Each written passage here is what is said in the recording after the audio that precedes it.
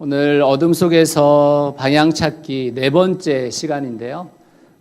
교육에 관련되어져서 제가 말씀을 나누겠습니다. 제가 이 어둠 속에서 방향 찾기를 시작할 때 대략 몇 주나 할까 이런 생각을 가졌는데 좀 이렇게 계속 고민이 있어서 몇 주 더 하게 될 것 같은데요. 근데 꼭 인식해야 되는 것은 여기서 논의하고 있는 제가 또 말씀드리는 내용들이 어쩌면 우리가 뭐 24시간 이야기해도 다 못할 이야기들을 30분 정도의 이야기를 하다 보니까 뭐 여러 가지 이야기들이 있을 수 있어요. 그래서 목장 안에서 그런 논의들이 또 같이 있을 때 함께 서로의 이야기들을 들으면서 또 좋은 방향들을 찾아가셨으면 좋겠고, 그렇게 하기 위해서 제가 설교하는 것이지 오늘 뭐 설교 이 내용이 이렇게 해야 돼요 이렇게 말하는 게 아니라 이런 방향을 같이 좀 찾아보자 이런 생각을 가지고 함께 하시면 좋을 것 같습니다. 오늘은 교육에 관련된 내용을 할 건데요. 마태복음 7장 9절에서 10절까지 말씀을 같이 한번 먼저 읽겠습니다. 같이 읽을까요? 시작. 너희 가운데서 아들이 빵을 달라고 하는데 돌을 줄 사람이 어디에 있으며 생선을 달라고 하는데 뱀을 줄 사람이 어디에 있겠느냐. 우리나라에서 교육에 관해서 이야기할 때 많이 회자되는 이야기 중에 하나가 맹모삼천지교라는 말이 있습니다. 다 들어보셨죠? 그죠? 네, 제가 초등학교 때는 교과서에도 있었는데 지금은 있는지 잘 모르겠어요. 근데 한국의 교육에 있어서 이거만큼 사실은 사람들을 지지해주고 있는 이야기가 없을 정도인데, 여러분도 다 아실 거예요. 무슨 내용이신지. 맹자의 어머니가 맹자를 키울 때 3번의 이사를 했다. 첫 번째 살았을 때는 공동묘지 앞에서 살았는데 그 공동묘지 앞에서 살다 보니까 얘가 맨날 장이사를 따라해서 야, 이렇게 돼서는 안 되겠다. 그래가지고 시장으로 이사를 갔다. 근데 시장에 이사 가니까 또 얘가 맨날 뭐 장사치들 이야기 들으면서 장사의 이야기만 들으니까 당시에는 이 상업 같은 것들이 굉장히 천하게 여겨졌을 때니까 더더욱 그랬겠죠. 안 되겠다. 얘가 이것만 배워서 안 되겠다. 그래서 이사를 했는데 서당 옆으로 이사를 했더니만 얘가 드디어 글을 알고 얘가 드디어 예의범절을 알고 공부를 해서 맹자같이 훌륭한 사람이 나왔다. 이 얘기가 맹모삼천지교라는 말이죠. 근데 저는 이 이야기를 들을 때마다 진짜 맹자의 어머니가 현모인가? 현명한 엄마인가? 이런 생각을 해볼 때가 있어요. 이분은 만약 이 이야기대로의 해석을 하자면 소위 이사 잘해서 세계적으로 유명한 현모가 되신 거잖아요. 그렇죠. 근데 제가 생각할 때 우리나라에는 이보다 훨씬 더 훌륭한 현모가 진짜 많다. 이런 식이자면 그렇지 않습니까? 우리 나라에는 많은 엄마 아빠들이 애가 태어나기도 전에 애의 일생을 다 설계하시잖아요. 이 유치원 나와서 이 초등학교 나와서 이 중학교 나와서 이 고등학교 나와서 이 대학에 가서 어디에 어떻게 이걸 머릿속에 이미 설계하고 계시고, 아이들을 위해서라면 위장 전입 정도야 아무것도 아닌 거죠, 사실. 사실 국회의원 되고 장관 될 때 이렇게 청문회 하면서 위장 전입 왜 했어요? 막 이렇게 얘기하시지만 사실 우리 주위에도 위장 전입 한 사람들이 한둘이 아니잖아요. 그게 어떤 방향이냐에 따라서 다를 수도 있겠지만 어쨌든. 그러면 제가 생각할 때 맹모삼천지교가 아니라 우리나라의 대부분 강남에 계신 어머님들은 세상에 가장 위대한 어머니시다. 이런 생각을 하게 된다고 생각해요. 그러니까 다시 말하자면 우리는 교육이 뭔가에 대해서 정확하게 인지하지를 않는 거죠. 도대체 교육을 통해서 무엇을 만들어내겠다라는 생각을 정확하게 바르게 갖고 있지 않은 것이죠. 정확하게는 갖고 있어요. 아이가 성공해서, 아이가 공부를 열심히 잘해서 진짜 유명한 대학에 들어가서 성공해가지고 남부럽지 않은 삶을 살도록 하는 목적이 분명히 계신데 진짜 교육의 목적이 그것인가? 한번 생각해 볼 필요가 있다는 것입니다. 저는 오늘 교육에 대해서 생각해 보면서 어떤 분들은 제가 생각하는 정도의 수준 정도는 이미 뛰어넘으신 분들도 있고, 또 어떤 분들은 생각은 그렇게 하지만 또 우리의 현실에서 만나는 교육의 환경 때문에 아직도 그 삶을 살고 있는 분들도 계시고, 또 이미 자녀들을 다 교육하신 분들도 계시고, 내가 교육하고 무슨 관계가 있나 이런 생각이 드시는 분들도 있을 거예요. 근데 제가 지금 얘기하는 것은 자녀 교육에 대한 이야기만을 하는 게 아닙니다. 지금 여기 서 있는 내 자신이 바른 교육관을 가지고 지금 현재 내 삶의 존재 이유를 분명히 알고 있나, 이걸 생각해 봐야 하는 것입니다. 시각에서 도전에서 희망까지 한번 좀 같이 가보도록 하겠습니다. 자, 먼저 새로운 시각이 필요하다. 맹모 삼천지교에 관련되어져서 새로운 해석들이 있습니다. 여러 해석들이 있어요. 그중에 제가 100% 공감하는 해석이 하나 있습니다. 그게 뭐냐면, 맹자의 어머니가 아들을 교육시키기 위해서 첫 번째 선택한 교육지가 공동묘지다. 그래서 아이에게 죽음을 알게 했다. 인생이라는 것이 반드시 죽는다라는 것을 가르치면서 죽음의 의미를 알지 못하는 한 뭘 배워도 소용없다라는 것을 가장 먼저 알려준 것이다. 이렇게 해석하는 것입니다. 두 번째 가르친 것은 시장에 가서 사람들이 함께 더불어 살아가는 삶을 보여준 것이다.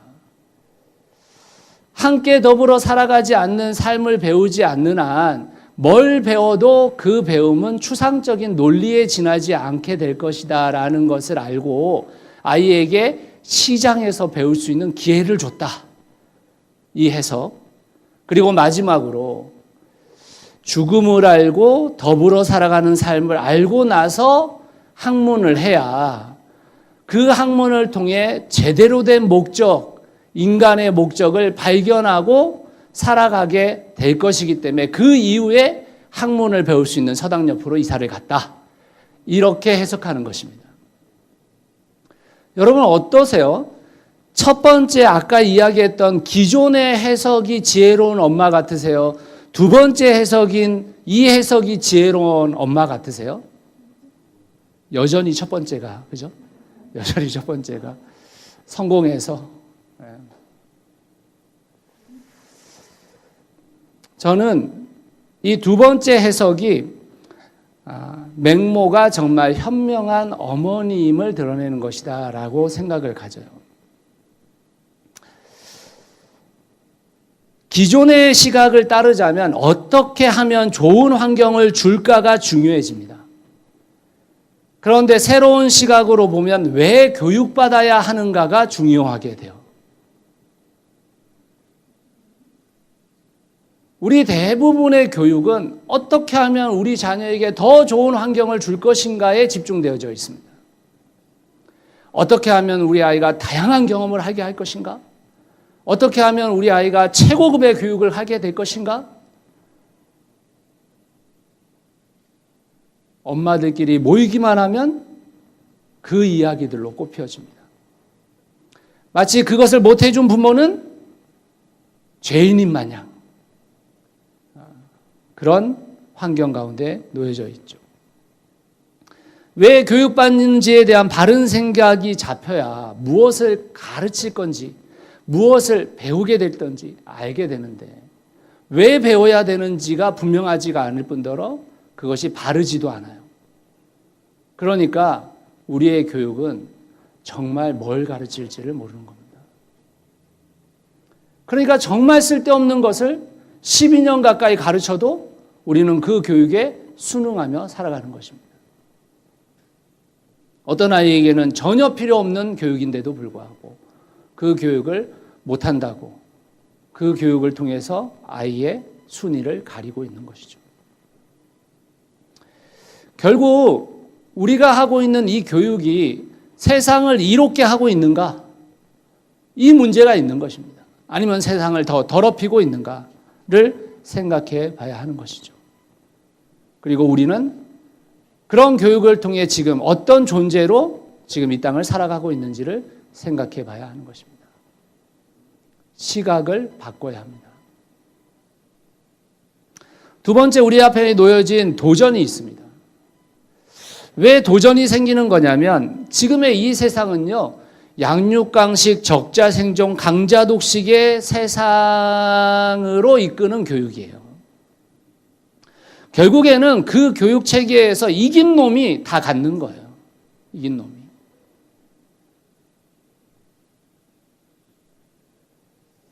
그러니까 우리는 그 이긴 놈이 다 갖는 그 시스템에서 빠져나와서 더불어 살아가고 함께 살아가고 서로를 하나님의 형상으로 여기고 만물을 경영하는 그 창조 목적에 맞는 인간으로서 살아가야 하는 도전에 놓여져 있는 것이죠. 그것이 어려서부터 길러져야 하는 것입니다. 그러기 위해서 저는 맹자의 어머니의 두 번째 해석에 관련되어져서 우리가 좀 성경과 함께 봐야 될 내용들이 있다고 생각해요. 새로운 도전 앞에 놓여지게 만들려면 뭘 해야 되는 것인가? 삶 이전의 죽음을 가르쳐야 된다.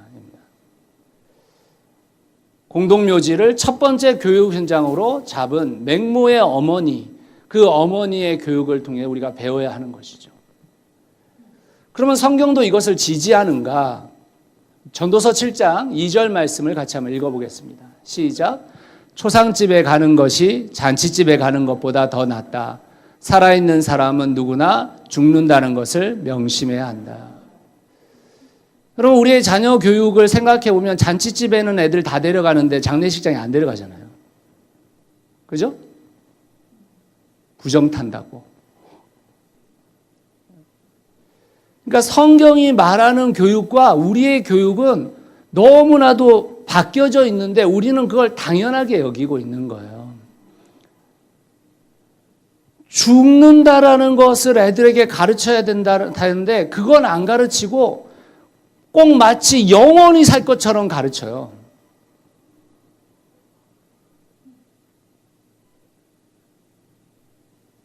성경은 모든 인생이 죽는다라는 걸 가르쳐요. 근데 여러분, 성경은 여기에서 그치지 않아요. 왜 그러냐면 모두 죽는다라는 개념은 두 가지 방향으로 갈 수 있거든요. 언제 죽을지 모르기 때문에 나는 의미 있는 삶을 살 거야 라는 사람도 있지만 언제 죽을지 모르기 때문에 나는 맘대로 살 거야 라는 사람도 생길 수 있잖아요. 그렇죠? 이 세상에서 누릴 것 다 누려보고 할 것 다 해보고 살겠다 이런 사람도 생길 수 있잖아요. 그래서 성경은 죽음에 관련돼서 두 번째를 가르칩니다. 히브리서 9장 27절 시작. 사람이 한 번 죽는 것은 정해진 일이요 그 뒤에는 심판이 있습니다.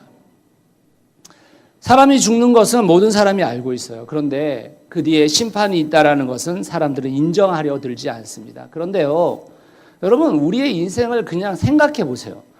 여러분이 오늘 하루 산 거에 대한 평가가 이루어져요, 안 이루어져요?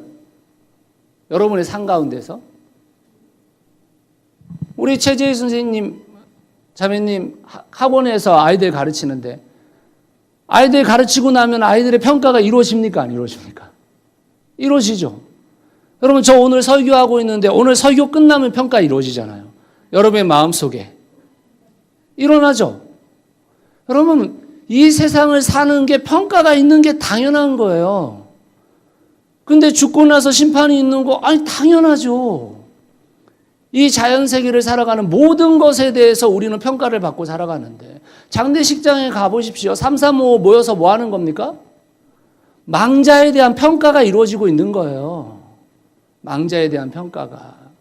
당연한 겁니다. 심판이 있는 것은. 근데 그것을 받아들이지 못해요. 근데 우리 기독교인들이 잘 알아야 되는 것은 그 심판의 기준이 뭔가. 그것은 성경이죠. 성경. 그렇기 때문에 우리는 그 죽음에 대해서 가르치면서 우리의 자녀들과 우리 모두 다가 뭘 알아야 되는 것입니까? 의미 있는 삶을 살아내야 되는구나를 알게 되는 거예요. 성경이 말하는 바른 삶을 살아내야 되겠구나라는 생각을 갖게 되는 것입니다. 물론 그 마음이 처음부터 기쁘지 않아요. 안 기쁠 수 있어요. 큰 장벽으로 다가올 수 있어요. 그러나 그 삶을 살아가다 보면 결국엔 그 삶이 얼마나 큰 기쁨인지를 알게 되는 것입니다. 저의 경험을 잠깐 나누려고 합니다. 저는 제 삶을 생각해 보면 저는 죽음하고 되게 가까이에서 살았던 것 같아요. 생각해 보면. 저는 가난한 동네에서 살아가지고 사건, 사고가 되게 많았어요. 저희 교회가 있고 저희 사택이 붙어 있었는데 담 하나 넘어서 사는 여자아이, 저보다 1살 어린 여자아이 이름이 서상현이었는데 초등학교 5학년 때 낙동강에 몇 감으러 갔다가 죽었어요. 아직도 그 얼굴 그대로 기억나고 그 아이가 이제 몇 감으로 가서 죽어서 시체가 발견 안 돼가지고 한 3, 4일 막 동네 사람들도 다 동원돼가지고 막 찾았거든요. 나중에 그 아이가 물에서 떠올라서 퉁퉁 부은 그 시신을 저는 정확하게 봤거든요. 그러니까 그런 게 이렇게 보호되지 않았었어요. 원체 가난한 동네다 보니까 애들은 가 이런 것도 안 되고 이게 그냥 보여진 거예요. 보여진 거. 근데 또 저희 아버지가 목사님이셨는데 제가 목사가 될 줄 아셨는지 제가 어린 시절에 아버님이 교회 어르신들 중에 누가 돌아가시면 염을 때 저를 데려갔어요. 그래서 아버님이 그 알코올로 시신 닦고 막 이런 걸 그 자리에서 그 옆에서 계속 지켜보고 있게 하셨어요. 다른 자식들은 안 데려갔어. 나만 데려갔어. 그래가지고 아니 죽음을 되게 가까이에서 자주 봤어요. 할아버지 할머니들 돌아가신 그 몸들 엄청 많이 봤고. 근데 그 이후에 또 사역자가 되다 보니까 장례식장 갈 일이 많잖아요. 그리고 대부분의 가족들이나 입관할 때 들어가지 다른 사람은 잘 안 들어가는데 사역자들은 꼭 들어간단 말이에요. 입관을 가다 보니까 다양한 죽음을 통해서 만나는 시신들이 있는 거예요. 병으로 돌아가신 분부터 시작해서 뭐 평생을 잘 영위하시고 돌아가신 분들은 괜찮지만 교통사고로 돌아가신 분, 아주 처참하게 돌아가신 분. 사실 그 시체를 다 닦아놔도 형체가 다 안 보여요. 예. 그런 시신들도 보게 되고 또 제가 새누리 이교회에 있었을 때는 윤배영 선교사라고 이리안자에 가서 이제 익사했죠. 근데 이제 시신이 한국으로 한 달 만에 들어왔어요. 그 시신이. 근데 이제 그 시신 입관할 때 이제 가서 정확하게 보게 되죠.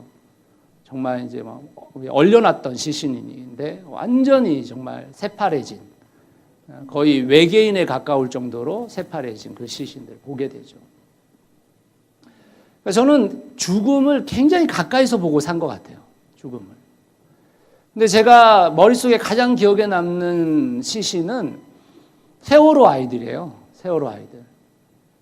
저희 교회가 2013년 9월쯤에 개척 시작했는데 2014년 4월, 그러니까 첫 번째 맞는 부활절 때에 이 세월호 사고가 벌어졌단 말이에요.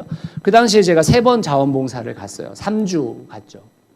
근데 3번째 갔었을 때 드디어 아이들이 인양되기 시작했어요.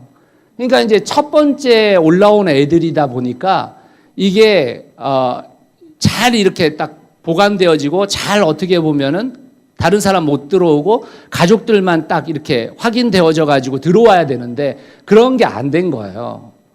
그래서 첫 번째 그 시신이 올라왔었을 때 그 시신 인양되어진 이제 분향소에 가게 됐죠. 이제 갔는데 저는 그렇게 적나라하게 시신이 있을 줄 몰랐어요. 그러니까 남자, 여자 따로따로 구분했는데 차마 여자아이들 하는 데는 못 들어가 보겠더라고요.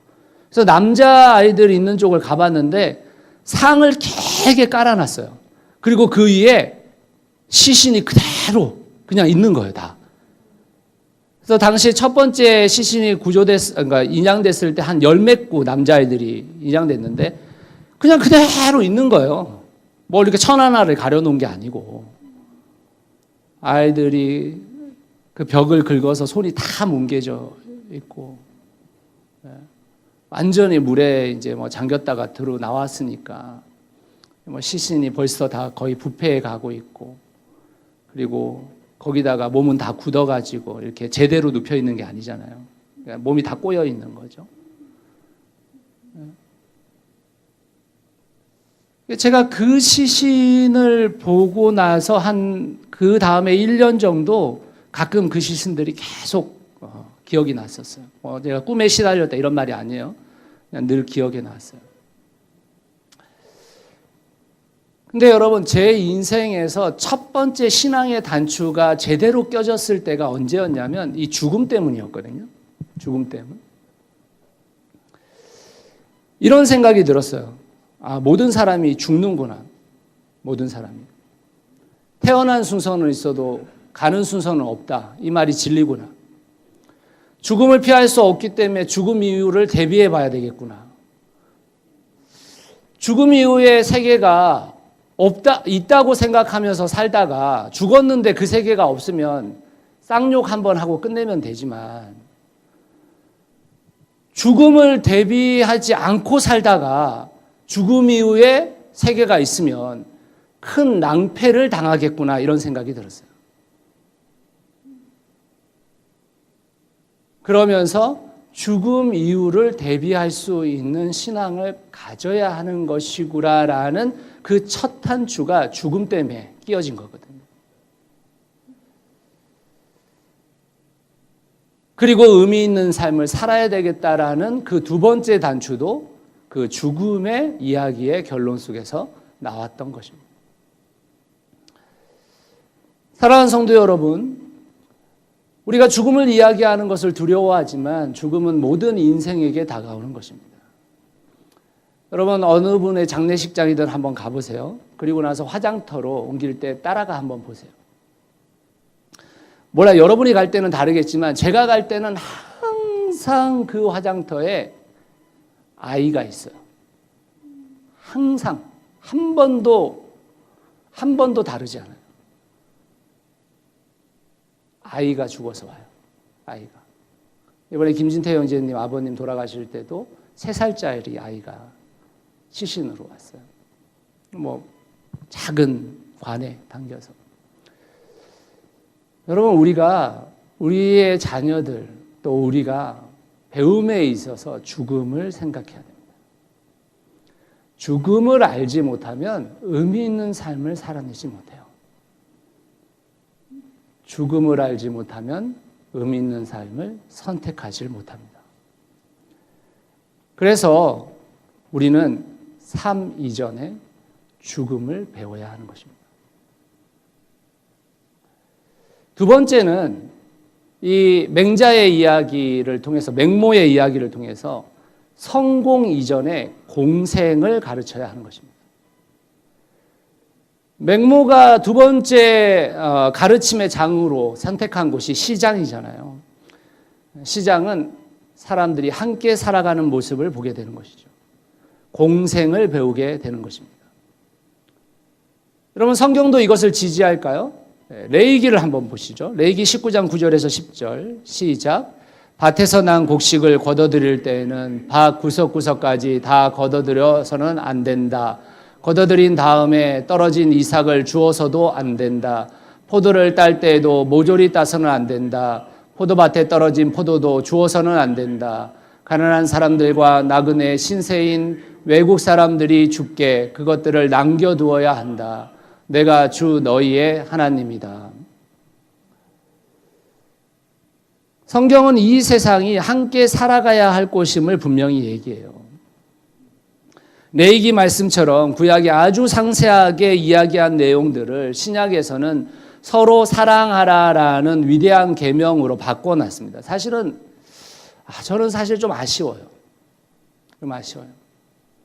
이 서로 사랑한다라는 개념 자체를 구약으로 들어가서 파헤쳐서 진짜 사랑한다라는 게 뭔지를 배워야 되는데 그게 아니고 두리뭉실한 서로 사랑을 우리는 얘기해요. 두리뭉실한 서로 사랑을.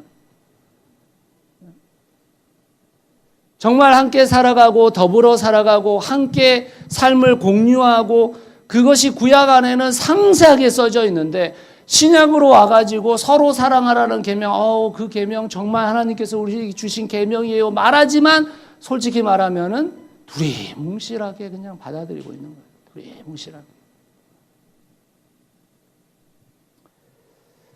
근데 여러분, 성경은 공생을 이야기하면서 꼭 이야기하는 두 가지가 있어요. 공생을 이뤄내기 위해서는 반드시 이 두 가지가 필요하다라고 하는, 그게 무엇인가? 첫 번째가 자립입니다. 자립. 이상한 이야기죠. 공생을 이야기하는 것은 자립을 이야기하는 것이 아닌 것 같아 보이잖아요. 느낌이. 근데 공생이 이루어지기 위해서는 반드시 자립이 이루어져야 합니다. 자립은 하나님의 일관된 요구사항이에요. 여호수아 5장으로 한번 가보시죠. 여호수아 5장으로 가면 드디어 이스라엘 백성들이 가나안 땅에 입성을 해요. 그리고 거기서 유월절을 보냅니다. 그 유월절 다음 절 11절에 보시면 마지막 날에 만나가 내리고 드디어 그 땅의 소산을 먹게 돼요. 그리고 어떻게 됩니까? 만나가 그치게 됩니다. 다시 말하자면 하나님의 나라를 세우기 원했던 하나님께서 계시한 그 땅, 가나안 땅에서는 반드시 뭐가 이루어져야 되면 땀 흘려 일해서 얻는 소출이 필요한 것입니다. 자립이 필요하다고요. 자립이.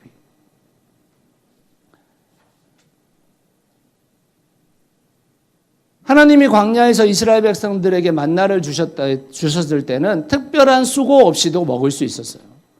그러나 하나님께서 계획하신 하나님의 나라는 사람들이 땀 흘리고 소출을 얻어야지만 살 수 있는 곳이었습니다. 공생의 대전제는 자립에 있어요. 왜 그런지 생각해 보십시오. 자립하지 않으면 공생이 아니라 기생이 되는 거예요. 기생은 공생의 가장 큰 장애물이 되어버리는 겁니다. 그래서 성경은 자립하라고 이야기하고 있는 거예요. 자립하라고. 우리 아이들에게 자립을 가르쳐야 됩니다. 그런데 왜 자립을 가르치냐면 공생하기 위해서 자립을 가르치는 거예요. 자기 혼자 잘 먹고 잘 살기 위해서 자립하는 게 아니라 함께 살아가기 위해서 자립하는 것입니다. 이 자립에 대해서, 성경이 말하는 자립에 대해서는 제가 언제 한번 시리즈로 설교를 하고 싶어요. 4가지의 자립을 성경은 얘기하거든요. 첫 번째 자립이 경제적 자립입니다. 두 번째가 행위의 자립이에요. 세 번째가 의식의 자립이고 네 번째가 영성의 자립이에요. 이 4가지 자립이 이루어지는 게 실제로 뭐냐면 하나님께서 계획하신 창조 목적에 맞는 인간이 되는 거예요. 오늘 이 내용을 간단하게 설명하자면 행위의 자립이라는 건 뭐냐면 다른 사람이 보지 않을 때 내가 볼 때와 동일하게 행동하고 있는가. 그게 행위의 자립이에요. 다른 사람들이 볼 때에 하지 않는 행동을 다른 사람이 안 볼 때도 하지 않는가. 그게 행위의 자립이라고. 왜요? 하나님께서 보고 계시다고 생각하는 거니까. 그게 코람데오거든요. 그게 행위의 자립인 것입니다. 두 번째는 의식의 자립이에요. 의식의 자립이란 건 뭐냐면 내가 이 세상의 풍조와 이 세상이 말하는 가치관에 내 의식 자체가 흔들리지 않고 있는가를 생각하면 되는 거예요. 소위 말하면 내가 매일 일어나서 나 저거 가지고 싶다, 나 저거 먹고 싶다, 저거 누리고 싶다가 생각나는 게 아니라 나 저 사람 도와야 되겠다, 저 사람이 내 도움이 필요하겠다, 저기에서 내가 의미 있는 삶을 살아야 되겠다는 생각이 들면 의식의 자립이 된 거예요. 세 번째, 경제적 자립은 아까 얘기했고, 마지막 자립, 영성의 자립은 누구를 통해서가 아니라 내가 나 홀로도 하나님과의 풍성한 인격적 관계를 누릴 수 있는가. 목사의 도움 없이도 또 누군가의 도움 없이도 내가 하나님과의 그 풍성한 관계를 매일마다 누려가고 있는가가 영성의 자립이거든요. 그 자립을 성경은 주구장창 이야기해요. 주구장창.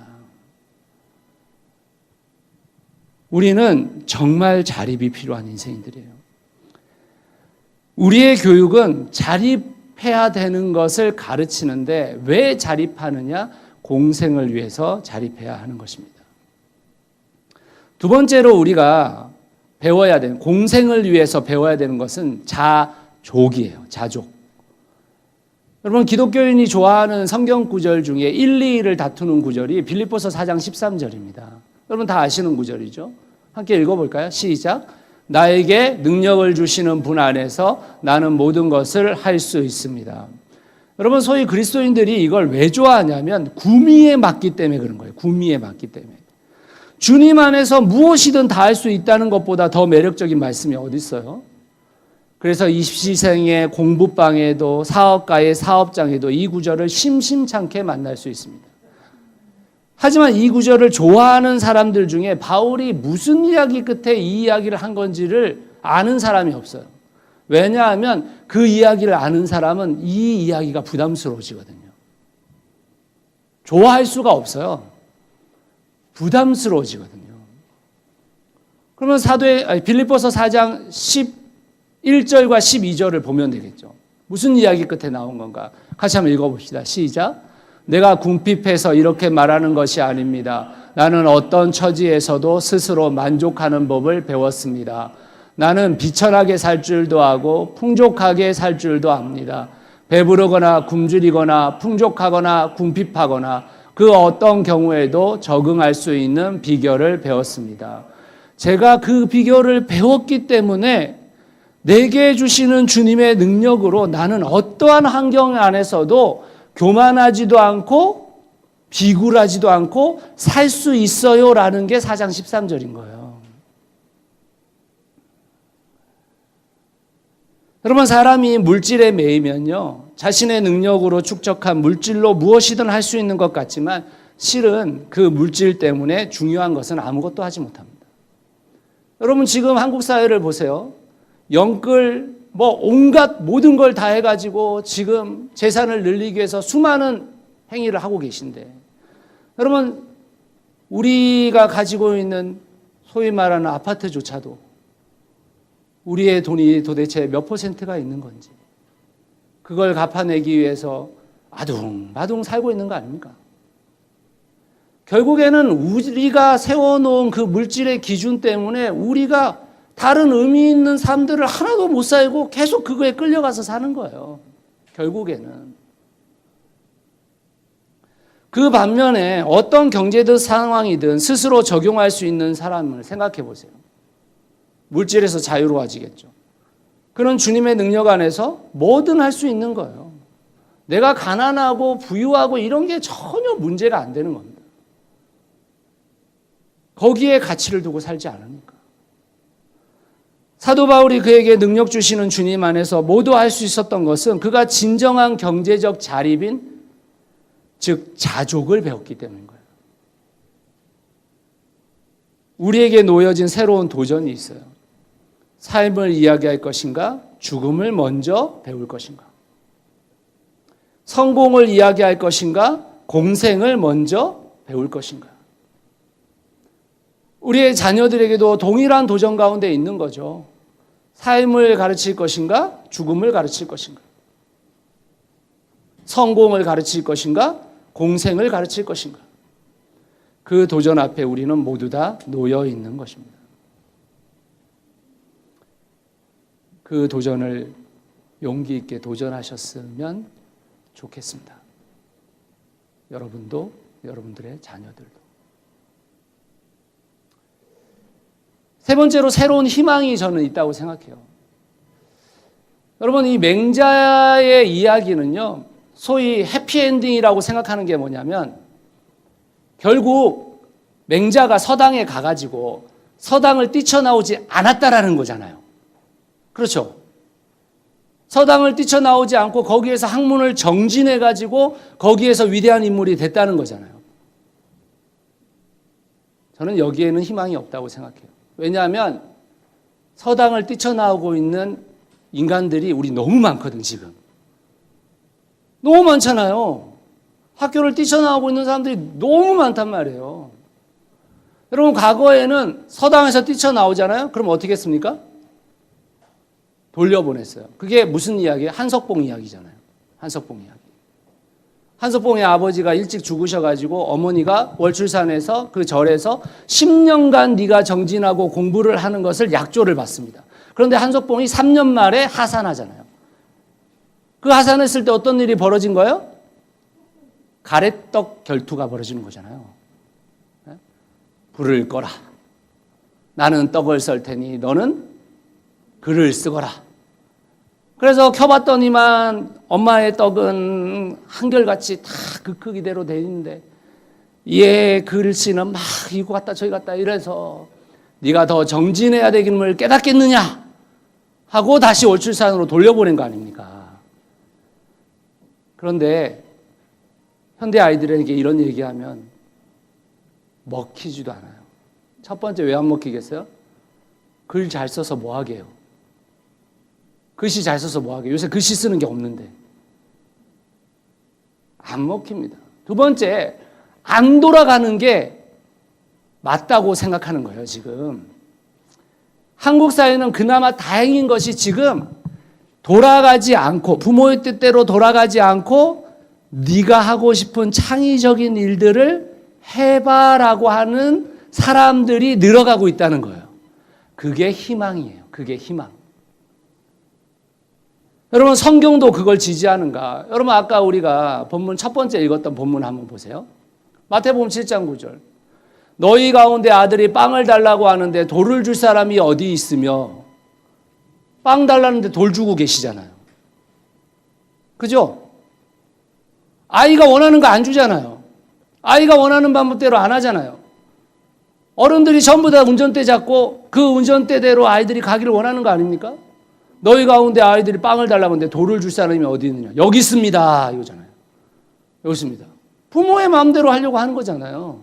부모가 원하는 방식대로, 부모가 이끄는 대로 아이가 와주는 것을 최고의 덕목으로 알았잖아요. 지금은 그렇지 않다라는 것입니다. 지금은.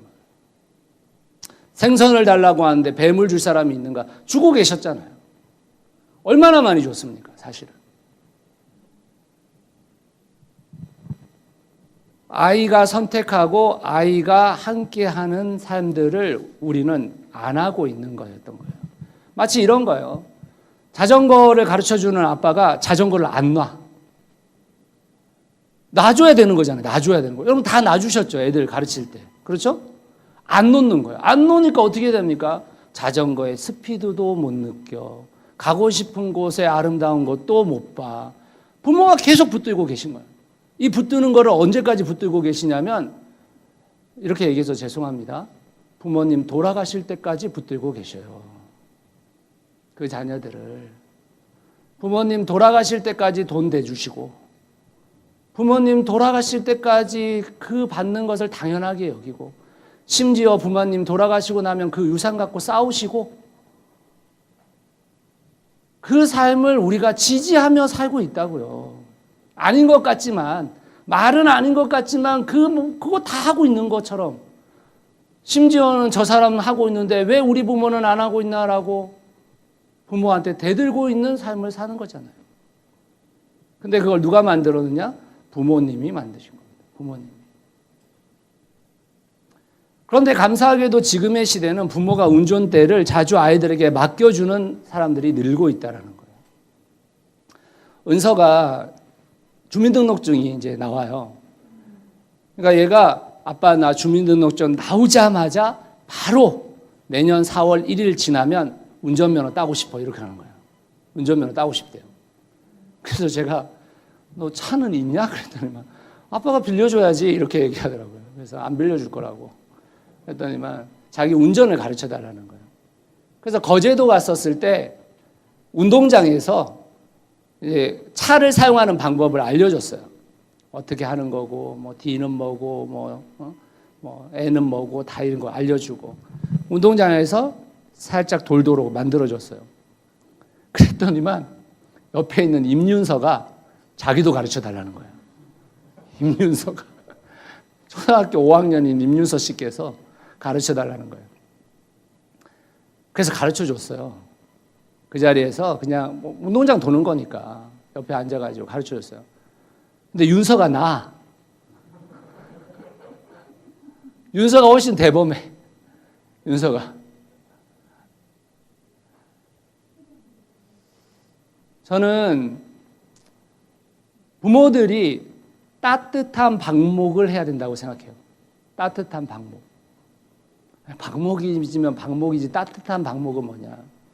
예를 들면 이런 거예요. 요새 애완견 많이 키우잖아요.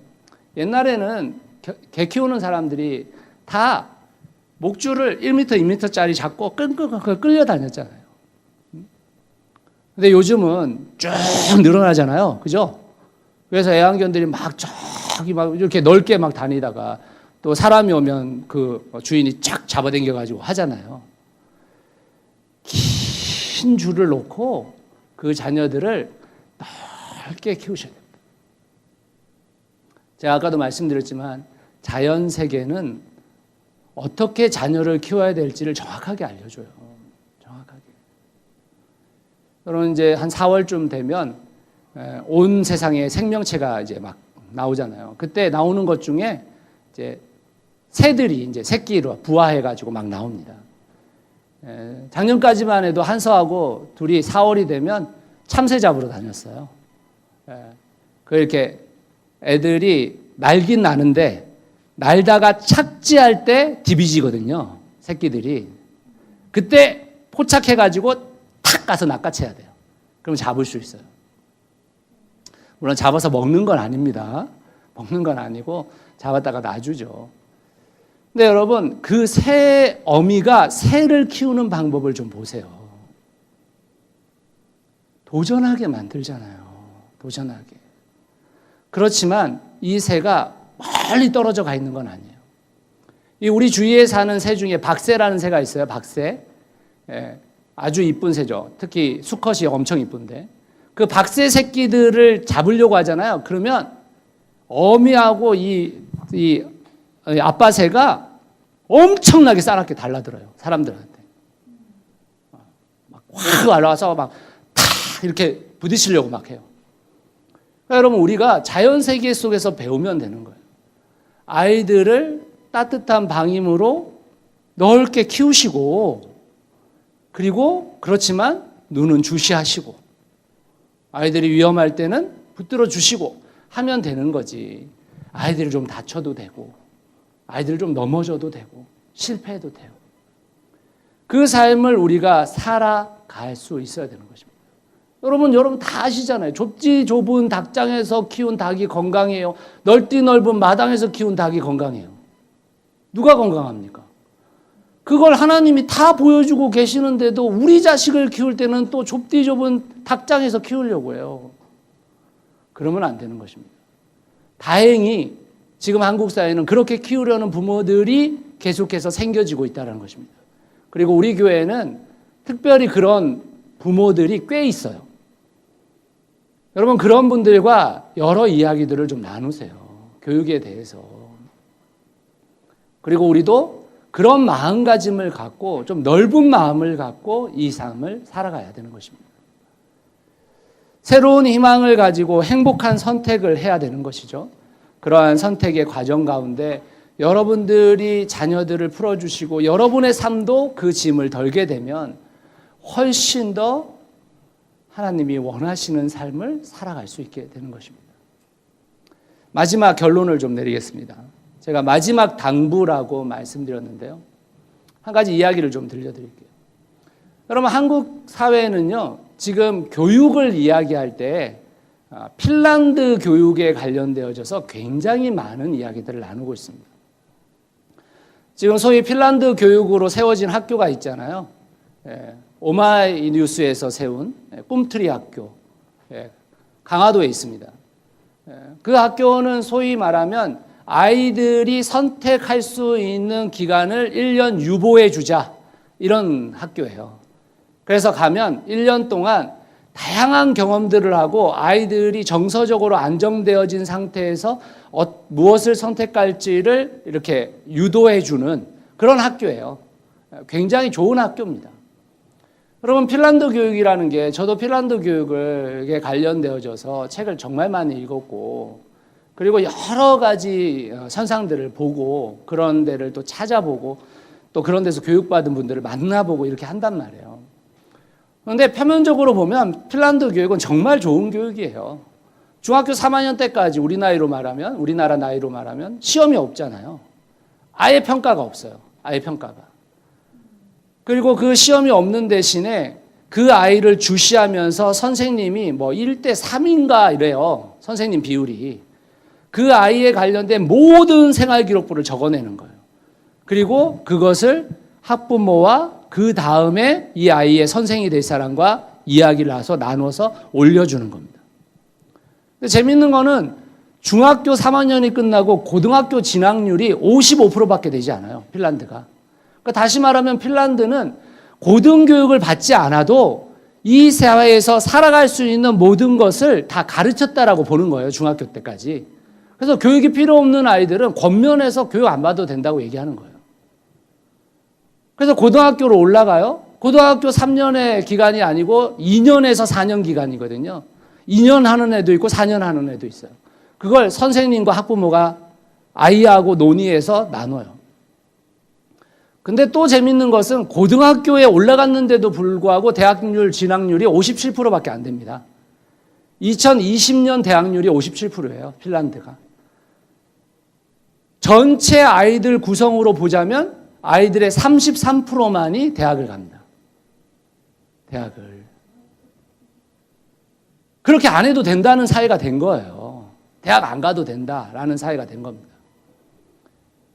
또 대학에 진학한 아이들은 학비뿐만이 아니죠. 생활비까지 다 대줍니다. 심지어 독일이나 영국으로 유학 가는 애들은 거기 있는 학비도 다 대주고 생활비까지 다 대줍니다. 핀란드 아이들은. 그 정도로 교육체계가 정말 잘 돼 있어요. 근데 그 교육체계를 누가 만들어낸 거냐면 기독교인들이 만들어낸 겁니다. 여러분, 핀란드는 1990년 중반까지만 해도 어떻게까지 불려졌냐면 100%의 인구가 다 그리스도인이라고 불려질 정도였어요. 그 사람들이 자기들의 헌신을 통해 가지고 심지어는 부자들은 80%까지 세금을 내서라도 이 교육적 환경을 만들어야 된다고 동의가 되어진 겁니다. 동의가. 만약 우리나라 지금 기독교인이 한 800만 정도라는데 이 800만만 그런 동의가 이루어져도 이 교육계가 완전히 바뀔 텐데 전혀 그런 동의가 이루어지지 않죠. 그런 동의가. 근데 재미있는 건 지금부터입니다. 근데 여러분, 핀란드 사회에 들어가서 보면 지금 문제가 심각해요. 핀란드 사회가 2019년까지 가구 수가 18만 가구 수라고 얘기하는데 18만 가구 수 중에 50%, 51%가 혼자 사는 가족입니다. 1인 가구예요. 1인 가구. 1인 가구가 문제냐? 그것을 이야기하는 게 아닙니다. 그 가구마다 대부분 다 서로의 장벽이 막혀 있어요. 개인화된 사회를 계속 살고 있습니다. 그러면서 조울증 환자가 엄청나게 많이 핀란드에서 등장했어요. 알코올 중독도 핀란드의 인구 대비 굉장히 높은 수치에 올라가 있습니다. 왜 그럴까? 그렇게 좋은 교육을 받았는데, 그렇게 자유로운 교육을 받았는데 왜 그럴까? 사회학자들의 연구조차도 어떤 결과를 갖고 있냐면 신앙을 버렸기 때문이다, 이렇게 얘기해요. 지금 핀란드 사람들의 대부분은 기독교인이라고 말하지만 소위 뭘 하고 있는 거냐면 애가 태어나서 침례 세례 받는 거 교회에서 해요. 결혼할 때 결혼식 교회에서 해요. 주례 목사한테 받습니다. 그리고 장례 치를 때 목사한테 장례 치릅니다. 다른 신앙생활을 거의 하지 않습니다. 신앙생활이 이루어지지 않는다라는 것은 단순히 하나님을 믿지 않는다라는 것만을 의미하는 것이 아니라 공동체적 삶이 전혀 유지가 안 되고 있다라는 거예요. 그래서 2000년대에 들어오면서 핀란드에서 계속해서 법제화하고 만드는 게 뭐냐면 회개라는 거예요. 회개. 그게 뭐냐면 마을 사람들끼리 꼭 일주일에 한 번은 어디에서 만나게 만드는 거예요. 그걸 진행하고 있어요. 법제화하고 있습니다, 지금. 여러분, 그만큼 신앙이라는 게 중요해요. 그만큼 공동체라는 게 중요한 것입니다. 공동체적 삶, 여러분들이 지금 여러분들의 자녀에게 누리게 하고 있는 이 공동체적 삶이 여러분들의 자녀의 인성과 여러분들의 자녀의 앞으로의 모든 상황 속에서 얼마나 큰 힘이 될지 우리가 모르고 있는 거예요, 사실은. 그것을 단순히 그냥 예배드리고 단순히 그냥 하나님께 종교생활 하는 걸로 여겨서는 안 됩니다. 저의 마지막 당부는 이거예요. 여러분, 우리가 더 공동체가 되기 위해서 노력하셔야 돼요. 더 공생의 삶을 살아가기 위해서 노력해야 됩니다. 교회가 더 깊은 관계를 살아갈 수 있어야 돼요. 나의 가장 아픈 영역까지도 내어놓고 그것을 함께 슬퍼하고 기뻐하고 함께 누려가는 공동체가 되어야 됩니다. 그게 되지 않으면 우리 아이가 아무리 좋은 교육을 받아도 그 교육의 세계의 장 속에서는 좋은 장이 될지 모르지만 결국 우리 아이들이 살아갈 세상 속에서는 고독하고 슬프고 힘든 사회를 살아갈 수밖에 없게 되는 거예요. 왜 그러냐면 사회가 그것을 지지하기 때문입니다. 세상은 공동체적 삶보다 훨씬 더 개인화된 삶을 지지하고 있기 때문에 그런 것입니다. 사랑하는 성도 여러분, 이 코로나19의 상황 속에서, 이 어둠의 세상 속에서 교육의 문제조차도 주님을 주인으로 삼고 그 영역 속에서 여러분들의 삶을 돌아보시고 또 우리 자녀들의 교육의 생각들을 함께 공유해 가시는 귀한 성도들 되시기를 예수 그리스도의 이름으로 축원합니다. 같이 한번 기도하겠습니다.